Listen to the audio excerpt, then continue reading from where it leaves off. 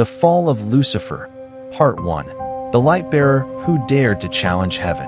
Before time began, before the stars were woven into the night, there was heaven, a realm beyond mortal comprehension, pure, flawless, radiant. And at the heart of this celestial kingdom was the throne of God, from which light, life, and law poured forth. From that throne came the Word, and from the Word, all things were made.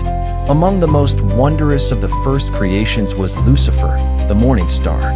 Lucifer was not just an angel, he was the angel, the crown of heaven's host. His form blazed with sapphire and pure gold, his wings stretched like the horizon, shimmering with stardust. Music flowed from his voice, and wherever he walked, other angels sang in harmony. He walked closer to the throne than any other. He wore light as a cloak. He led the choirs of seraphim and commanded the celestial legions. Lucifer embodied wisdom, majesty, beauty, a magnificent reflection of the Creator. Yet deep in the hidden chambers of his soul, a question began to form. If I shine so brightly, why must I serve? At first, the thought was like a passing shadow, brief, but a seed, even buried in gold, can sprout. Lucifer began to gaze at his reflection in the celestial waters.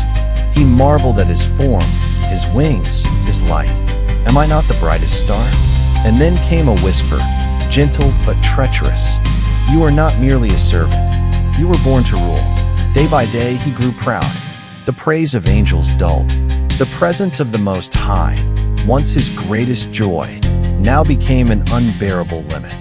Pride blossomed, and from pride came envy. Lucifer gazed upon the throne and no longer longed to be near it, but to take it. Lucifer dared not rise alone. He began whispering to the curious, the doubtful. He sowed seeds of doubt. Why must we serve a throne we cannot question? What if there was another way? A kingdom where we could choose. And many listened, some out of affection, some from confusion, some because they too felt overshadowed. Lucifer's charisma was irresistible. His cause, freedom. His banner, enlightenment. A third of heaven began to waver. He formed a secret circle, a fellowship of dissent. Once angels of light, they now whispered in darkness. The line had not yet been crossed, but the path toward no return had begun. It was the seventh day, the day of silence. All of heaven gathered before the throne. The archangels stood in rows of glory. Michael, Raphael, Gabriel. Lucifer stepped forward. His wings folded, his gaze defiant. O Most High, he began, I have something to declare. He spoke of freedom, of choice, of a throne not granted, but claimed. He spoke of light, his own light. And then, he uttered the words that shook eternity. I will rise above the clouds.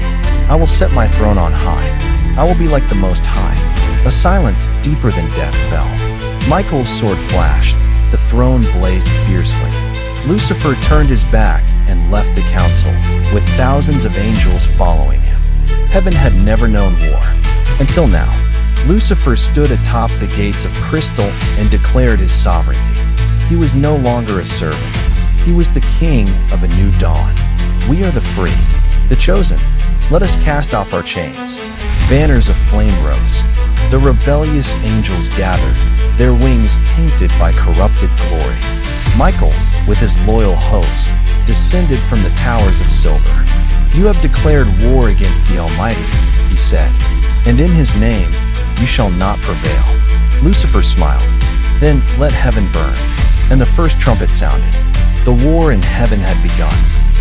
The Fall of Lucifer, Part 2. The War in Heaven, the Fall of the Morning Star. The trumpet sounded unlike any earthly noise, but like thunder wrapped in divine wrath.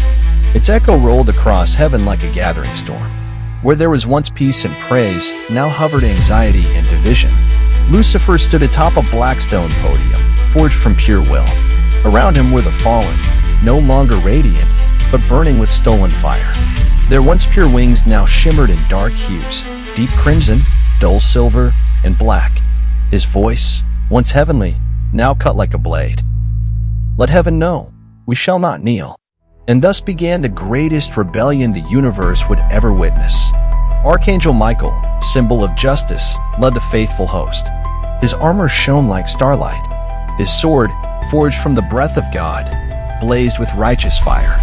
"Lucifer," he declared, "you have forsaken your name, your light, and your purpose, but you will not take heaven with you." Lucifer laughed, a sound strange and hollow.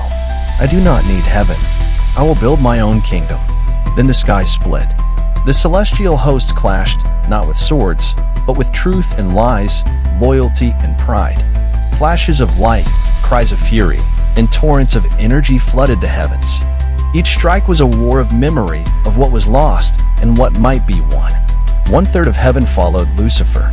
Cherubim, seraphim, powerful angels, so many pure hearts seduced by promises of self-glory. But the faithful did not falter. Gabriel struck with the sound of truth. Raphael shielded the wounded with healing light. Michael pierced the heart of darkness with unshakable might. Still, the war raged. It spread through the pillars of creation. Constellations dimmed.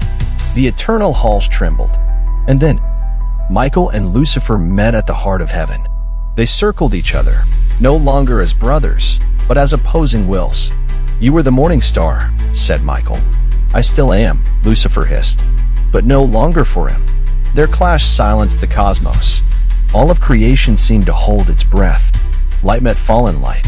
Grace met fury. Each strike echoed the struggle between freedom and obedience, pride and purpose. Michael, with a final surge, raised his sword high. By the name of the Most High, returned to the void where pride was born. He cast Lucifer down. Like lightning from the heights of heaven, Lucifer fell, and with him, his fallen host. They screamed not in pain, but in hatred. From the summit of heaven to the abyss below, they fell in burning fury. The gates of heaven sealed shut. A new realm formed below, a prison, a kingdom of self, known as hell. Lucifer opened his burning eyes, wings scorched, crown shattered. "I may have lost heaven," he whispered, "but I will take the earth." And thus, Satan was born. Heaven did not rejoice. The victory was bitter. Michael stood in silence. Even the stars seemed to mourn. He was once our brother. But justice had prevailed. And the war, though finished, was not truly over. For now the battlefield was no longer above, but within the hearts of men. And the scripture declares, "Woe to the earth, for the dragon has been cast down." Yet even in darkness, a promise remains that light shines brightest when it stands against the night. Thank you for joining us on this epic journey through the fall of Lucifer and the war in heaven. If you found this story meaningful, thought-provoking, or inspiring, please consider supporting our channel. Like this video to help it reach more people. Comment below. We'd love to hear your thoughts and interpretations. Subscribe and turn on notifications to explore more epic stories from scripture, myth, and ancient lore. Share this video with friends who would enjoy powerful tales of light and darkness. Your support helps us continue creating high-quality content that brings eternal stories to life. May light guide your path always.